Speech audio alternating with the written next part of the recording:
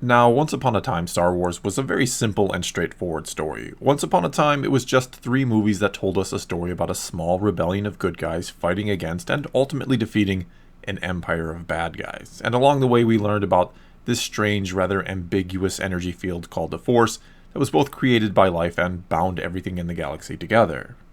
We also learned about these Jedi Knights who could use or tap into this force to do incredible things, and they did so to help and protect others, to safeguard the galaxy for 1,000 generations, before they were ultimately wiped out by a Sith Lord named Darth Vader who used the dark side of the Force to do it, though we never actually hear the word Sith uttered in the original trilogy, outside of a deleted scene that I'm sure someone will make mention of in the comments if I don't mention it here. And as we watch this story unfold, we primarily follow the heroic journey of Luke Skywalker and his friends, and he's a young man who starts out as a simple farm boy, but goes on to become a Jedi Knight and stops the Sith. But he goes on to accomplish all this not in the way most of us would think, by he himself fighting and destroying the Sith, but instead by simply putting his faith in something, in his father as a matter of fact, who just so happens to be Darth Vader, the guy who destroyed the Jedi in the first place. And Luke's faith in his family and friends, which the Emperor had told him was his greatest weakness, actually turns out to be his greatest strength, and in the end, his faith is rewarded by not only helping save the galaxy, but by saving his father.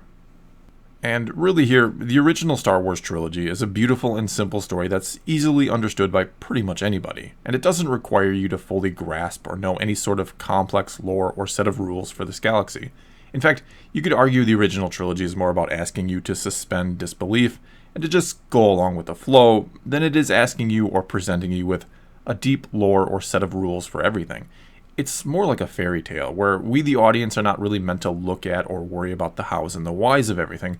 but to instead simply enjoy the story and to maybe learn something along the way. But then, many years later, the Star Wars prequels came along and everything changed, because suddenly that curtain we were essentially told to pay no attention to in the original trilogy was being pulled back a bit, and we were being shown a much larger or bigger picture. We were being shown the inner workings of the galaxy and its politics. We were beginning to explore the lore or history of the Force, of this ageless battle between the Jedi and the Sith. We were now learning that this thing called the Force, which we once thought was just an energy field created by life, could actually relay its will to the Jedi via these things called midichlorians that existed in all living cells. And once you use a word like will, you imply some level of awareness or consciousness, and not just a mass of energy, and you immediately begin to change people's minds about what this thing is. Furthermore, Darth Vader, or Anakin Skywalker, wasn't just some guy who fell to the dark side and destroyed the Jedi. He was a chosen one created by the Force, one foretold in an ancient Jedi prophecy, and he had a destiny to bring balance to the Force, and these are all things that are never even remotely hinted at in the original trilogy, yet yes, can be construed to still fit. And look, to be clear before going on here, I do love and enjoy the prequels, and for the most part, what they added to the lore or canon. I think the idea of bringing balance to the Force, for example, and it kind of being a central theme, makes a ton of sense. That said, to be blunt about it, the prequels opened Pandora's box, and Star Wars could never and would never be the same again after them. Because once all that lore was out there, it was going to be impossible to go back to, shall we say, more basic storytelling. Once you start giving people explanations for something, once you begin to allow them to see and understand it, it's very hard to go back to asking them to just suspend their disbelief in future stories. Not to mention, they're going to expect future stories to not only fall in line with this now established lore, but to continually build upon what they've already learned. But there are many problems with that, one of which being with something like the Force, one of the things that we initially find very appealing about it and draws us in is its mysterious nature. It's one of those things that the more we learn, the less interested or fascinated by it some of us tend to become, or maybe I should say the more we'll eventually want all our questions about it answered. Because things are far more interesting when the possibilities seem endless or are only limited by our imaginations. Yet at the same time, we can't resist wanting to know more or everything. One of the reasons why a lot of fans hated midichlorians, for example, is they began to put limits on the Force. They began to quantify it. We were told that a simple blood test could be done where we'd get a number that would then tell us how powerful someone could be with the Force. And suddenly, what was once limitless and unknown began to have limits and felt, honestly, a little bit silly, because suddenly what was just an energy field created by life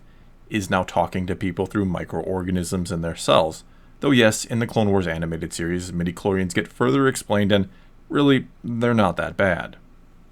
But setting that aside for now, another problem you face when you begin to explain something like the Force is people are always going to want to keep learning more and more about it, which I know sounds contradictory to me saying people are more interested in something when it's a mystery, but what it comes down to is people like to figure things out. We always strive for greater understanding, and it's our curiosity and our need to know that's gotten human beings on the whole this far. Mysteries entice us because there's something to figure out or put together, and once we've done that, well, we tend to move on to something else.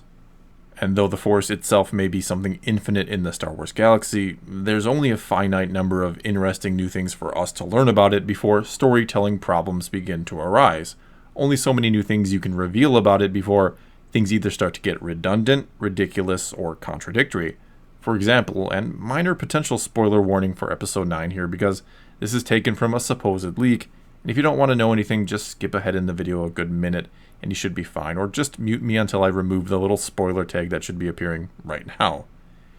Anyway, apparently Kylo Ren and Rey are going to be a Force dyad, that there's something created by the Force that is much stronger together than when they're apart, which sure tends to make sense given the story we've gotten so far, and I wouldn't say it's a terrible idea for the sequel trilogy in isolation, but stepping back and putting it in the context of the whole saga, it kind of hits on all three problems I just mentioned. I mean, we just had the story of Anakin Skywalker, who was supposed to be extremely powerful and was created by the Force for a reason, to fulfill a purpose, I should say. And yet now we'll have these two who were created by the Force and are extremely powerful, and I would imagine they too have a purpose to fulfill. So again, this story feels redundant since we just had one almost exactly like it. It also contradicts the idea that Anakin accomplished something with his final sacrifice that would bring a lasting balance to the Force, which he was supposed to. And it's a little ridiculous to think that now we'll have someone or someone's even more powerful than Anakin, just for the sake of the story continuing. And so, really getting to it at last, the problem with the sequel trilogy is it didn't have a plan or a method or a formula even to accomplish whatever it was trying to accomplish with its story, if anything outside of just making money. Put another way, it didn't even know what kind of story it wanted to be, how it was going to tell that story, or what that story even was going to be. Whereas, again, the original trilogy was this very character-focused and simple fairy tale-like story that asked you to overlook the bigger picture in favor of just enjoying the story it's telling right now and maybe getting a message out of it. And then the prequels were this large world-building epic that gave greater context to the simple story of the original trilogy, and at times it asked you to accept that these characters would get lost in that bigger story for the sake of the bigger story and adding context to everything. The sequels, though, have kind of tried to be a bit of both of those story types, but have failed at both. I mean, The Force Awakens tried to be this movie that, much like the original trilogy, was meant to just be enjoyed in the moment. Something where we just go along for the ride and not think too hard about anything or everything else. Yet at the same time, it entices us with all these mysteries, and it does, in a way, imply that we'll get answers in the next movie. Hell, just the way the movie ends, with Luke being handed his father's old lightsaber by Rey, kind of tells us we're in for a story or two and a whole lot of lore in the next movie. However, that next movie, which is of course The Last Jedi, it goes the other way, or is again more about asking you to suspend disbelief in favor of just accepting or enjoying this one singular story. It's not about expanding upon the bigger picture. Problem with that is, I think a lot of us fans, most of us really, were expecting and hoping for a movie that greatly expanded on the lore and gave us some answers to the questions the previous movie had given us.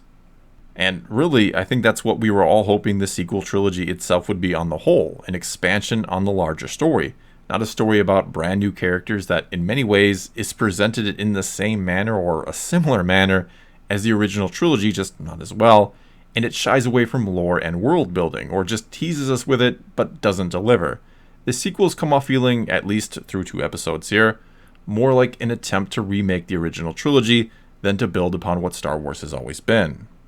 And again, after the prequels blew the lid off the lore, if you will, you can't just go back to that type of simple storytelling and expect everyone to be happy with it, especially the more hardcore or knowledgeable fans, which of course leads to its own set of problems, with again, one of them being you'll just end up eventually telling stories that are contradictory, redundant, or ridiculous, since you can't just keep expanding on the lore of the Force over and over again,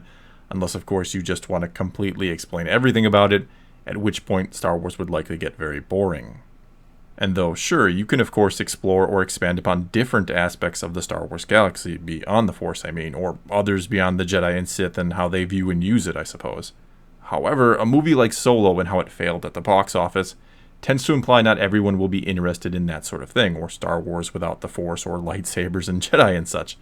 And it'll be very curious to see how a show like The Mandalorian is welcomed by both the general audience and the core fandom. But I digress, because there's another issue I should mention quickly before wrapping this video up, a type of catch-22 you could say. Constantly expanding on the lore does make the hardcore fan happy, as long as you get it right of course, but it also makes it harder for the casual fan to follow along, or for new fans to get into the franchise. I mean, if you want the simple answer as to why the EU got wiped away in favor of the new canon, and I'm not saying you have to like this explanation or that I do, but it boils down to the fact that they thought it would have been too daunting a task to beholden themselves, or future writers and or directors, to all of that lore, especially with a fan base that will easily spot and happily point out contradictions.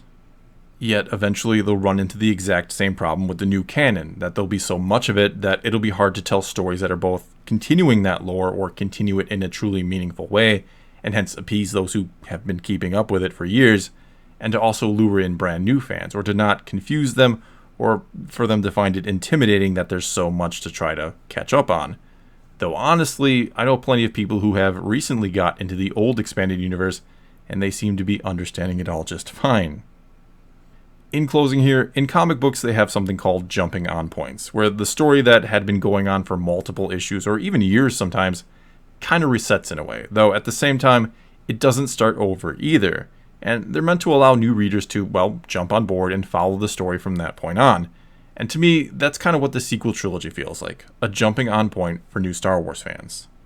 Problem is, I don't know if they got more new fans to jump on or had more old fans jump off, because a lot of us just wanted episodes 7, 8, and 9 to be, well, episodes 7, 8, and 9. They just wanted the story to continue and be expanded upon. They wanted a story that took those original characters we fell in love with back in the original trilogy days, mixed with some brand new characters of course,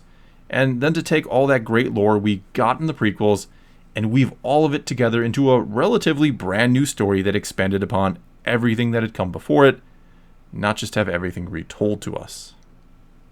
Well, that's all I've got for you this time. Now it's your turn to comment on anything or everything I had to say in this video, or to just tell me what your favorite aspect of Star Wars is. Is it the Force and the Jedi and the Sith and all of that? Is it the mystery around it all? Or is it something else that draws you to it? Let me know in the comments below, and let's talk some Star Wars. And until next time, thanks for watching.